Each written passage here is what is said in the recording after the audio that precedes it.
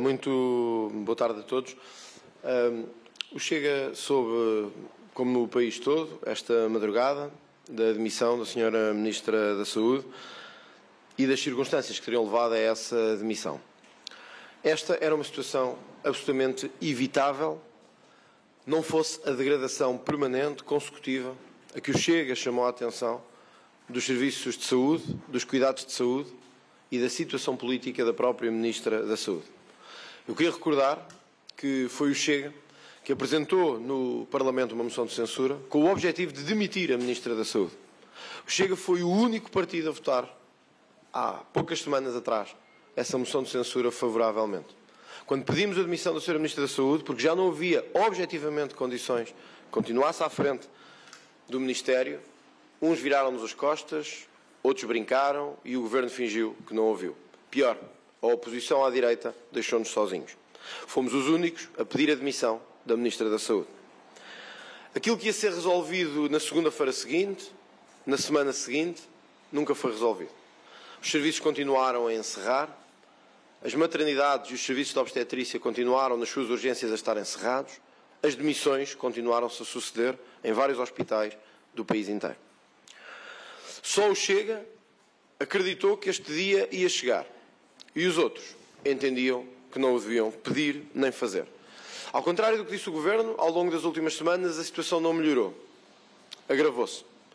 Mais serviços encerrados, mais portugueses sem acesso a cuidados de saúde, mais idosos que viram os seus serviços de proximidade encerrados e muitas grávidas que não conseguiram dar à luz onde queriam, porque o Serviço Nacional de Saúde não lhes respondeu.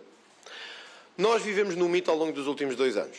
O mito de que o Serviço Nacional de Saúde era robusto, forte e assim nos foi vendido por António Costa e por Marta Temido. O Chega foi dos poucos a dizer que estavam errados, quando batíamos palmas e dizíamos que estava tudo a correr bem. A verdade era outra, é que os serviços estavam encerrados e a pandemia fez os portugueses fugir dos serviços de saúde. Como em Portugal e no mundo inteiro. O que aconteceu não foi um serviço que estivesse pronto a responder. Foram portugueses que não quiseram ir aos centros de saúde e aos hospitais, com medo da pandemia. Aquilo que foi uma vitória de Marta Temido e de António Costa era, ao mesmo tempo, o grande fracasso escondido do sistema. Um SNS que estava permanentemente em degradação, permanentemente em incapacidade de responder e que os portugueses sentem todos os dias. Foi preciso morrer um bebê e agora, recentemente, uma mulher grávida, para que Marta Temido e António Costa percebessem que a Ministra já não tinha condições de continuar. É muito triste e desapontante que tenhamos chegado aqui, quando há semanas atrás tínhamos todos os dados políticos de que esta situação tinha que ser resolvida e de que o Ministério da Saúde não podia continuar como estava. De alguma forma, esta demissão é o símbolo do fracasso e do desastre desta maioria absoluta. Porque a teimosia do Primeiro-Ministro em manter, contra todas as circunstâncias, a Ministra da Saúde, em manter a linha que tinha vindo a ser definida, mesmo sabendo que os serviços não estavam a responder, que não havia massa humana para responder e que os portugueses estavam crescentemente insatisfeitos, conforme sondagens de todos os órgãos de comunicação social, António Costa insistiu, como insistiu em Medina, como insistiu em manter o Ministro das Infraestruturas, Pedro Nuno Santos. A teimosia política viu-se esta noite, numa madrugada de agosto, a ver se passa mais transparente e mais escondido. Uma demissão daquela que foi apontada e chegou a ser apontada como a sucessora de António Costa. Nós não definimos o próximo Ministro da Saúde, mas há um dado que nos parece importante e decisivo. Quem quer que seja, ele ou ela, o próximo Ministro da Saúde, tem que ter experiência da área da saúde. Tem que ser capaz de fazer, ao contrário de Marta Temido, capaz de ouvir os profissionais de saúde e não estar em guerrilha permanente com as ordens profissionais ou com os sindicatos das áreas da saúde. Tem que ser capaz de deixar de lado a cegueira ideológica e as amarras que impedem os serviços de saúde de se interligar, de se abrirem ao cooperativo, ao privado, ao social, sem esta obsessão quase ridícula por um serviço público exclusivo que só nos está a dar o que estamos a ver. Serviços permanentemente encerrados, pessoas sem serviços de saúde por causa de cegueira ideológica. O próximo Ministro da Saúde ou a próxima Ministra da Saúde tem que ter a capacidade de fazer essa reforma profunda do Serviço Nacional de Saúde, essa reforma profunda do nosso sistema de saúde, sem cegueira ideológica, a obrigar a cumprir prazos, a obrigar os centros e os hospitais a estarem abertos, a obrigar e a garantir as condições de recrutamento quer em Portugal, quer fora, de médicos e de profissionais que não envergonhem o Serviço de Saúde português. É esse o apelo que fazemos a António Costa e é esse o apelo que fazemos ao Governo Socialista. Não deixem que a maioria absoluta se torne numa teimosia permanente que leva à degradação de vida ainda mais dos portugueses. Em direto para a SIC Notícias, diz-nos aqui então que acredita que se a demissão de Marta Temido tivesse acontecido há umas semanas, como o Chega pretendia, a situação na saúde estaria resolvida. E outra questão é qual é o prazo que dá agora ao Primeiro-Ministro para resolver a situação, visto que o próprio António Costa já disse que não será rápida a substituição de Marta Temido. Começando pela última questão. Parece evidente que a escolha não recairá no Secretário de Estado António Salles. Porque, caso assim fosse, teríamos uma remodelação rápida do Ministério da Saúde. E isso não nos parece mal. No sentido em que António Salles foi também um dos grandes responsáveis pela gestão do Ministério da Saúde, não só no tempo da pandemia, como no pós-pandemia, se é que assim podemos dizer. E, portanto, é também corresponsável pelos casos que se têm sucedido na saúde. Nós, aliás, entendemos que o próprio António Salles perdeu muita da sua legitimidade política e deveria hoje colocar o seu lugar também à disposição como parceiro solidário do Ministério da Saúde. E, portanto, concordamos nesse aspecto com o Primeiro-Ministro em não colocar António Salles como Ministro da Saúde.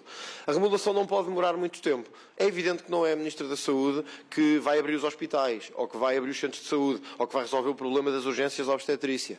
Mas é a Ministra da Saúde que dá orientações claras de que os serviços têm que estar abertos e de iniciar as reformas que são preciso fazer. E, portanto, esta remodelação não pode ficar até o Orçamento do Estado à espera de que isso aconteça. Até porque há debates importantes até no Parlamento, na área da saúde, e o Chega não pode, como todos os partidos, ficar a debater com ministros interinos ou com políticos de secretária. O Primeiro-Ministro tem que assumir se é ele que quer pegar na pasta da saúde, extraordinariamente, como aconteceu com a área da Europa, por exemplo, porque não António Costa assumir esse desafio para ele próprio e a responsabilidade e as consequências disso, já que tanto tem assumido as consequências de Marta Temido, podia agora ele, assumindo os erros de Marta Temido, assumir essa pasta.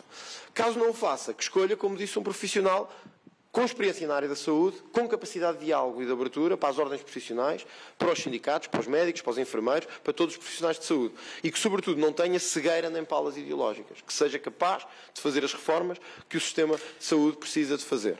Em relação à primeira questão, é o que lhe digo. Nós ficámos sozinhos a pedir a demissão da Ministra Marta Temido. No Parlamento exigimos ao Primeiro-Ministro, como partido da oposição, censurando o Governo, que demitisse Marta Temido. António Costa disse que Marta Temido estava para ficar. Os outros partidos viraram-nos as costas. O resultado está à vista.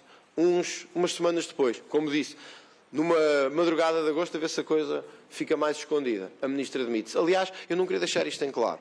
Reparem no que tem acontecido em agosto. É uma Ministra que se demite às 2 da manhã. É um consultor que entra com vencimentos de Ministro num dia de agosto, no meio de um dia de agosto, a ver se passa.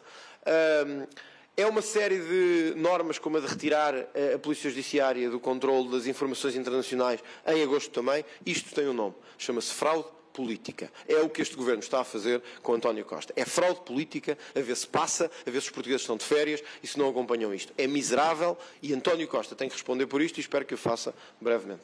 Em direto para a RTP3, perguntava-lhe em que posição é que o Chega acredita que António Costa fica neste momento, uma vez que reafirmou mais de uma vez a confiança política em Marta Temido e que se têm sucedido os casos nos últimos tempos. Eu acho que o Primeiro-Ministro é, na verdade, o grande responsável por isto, porque, tanto quanto sabemos, Marta Temido até já tinha colocado o seu lugar à disposição noutros momentos. E foi António Costa que disse, não, fica, estás a fazer o caminho certo.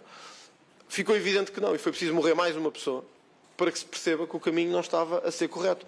Portanto, António Costa acaba por ser o grande responsável da crise na saúde. E por isso é que eu lançava o desafio, já que assumiu essa responsabilidade, podia ele próprio assumir a pasta da saúde, como fez com a área da Europa no momento de crise europeia. Ora, se estamos agora numa crise da saúde, talvez António Costa precise de ter a coragem, o sentido de responsabilidade e de Estado, para que dentro do próprio Partido Socialista e dentro do Governo assuma a área da saúde, porque ele é o grande responsável disto. E não pode agora estar a escolher nomes sucessivamente para queimar esses nomes e ele manter-se completamente incólume em relação a isto. Portanto, António Costa é o grande responsável por esta situação.